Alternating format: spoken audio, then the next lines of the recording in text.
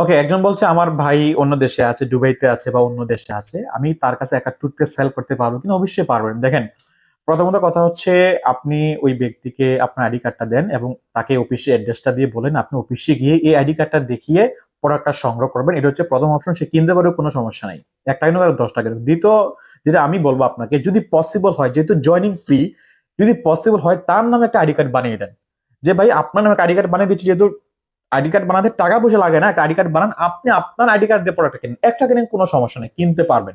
কারণ হচ্ছে, আমরা ইতিমধ্যে দেখেছি অনেক লোভী লিডার আছে যারা অফিসে গেলে নয়েসে তাকে বোঝায় যে ভাই আমি এখানে আছি, আপনাকে সাপোর্ট দিব, বা আপনি আমার টিমে জয়েন করেন, বা আমার আইডি দিয়ে প্রোডাক্ট কিনেন, এমন নয়েসে বোঝানোর কারণে কি হয়, আমাদের অনেক লোকসান হয়ে যায়। কারণ এত কষ্ট করে একটা ব্যক্তিকে কনভিন্স করি, পরে অন্য একটা ব্যক্তি যদি নিয়ে যায়, এটা দুঃখের বিষয়। সো এই জন্য চেষ্টা করবেন, যদি পসিবল হয় কার্ড বানিয়ে দেন, অন্যথায় আর আপনি যদি আগে ফোন কলে কথা বলার মাধ্যমে অবশ্যই দিতে পারেন, তাহলে আপনার কার্ড দিয়ে দেন, কোনো সমস্যা নেই।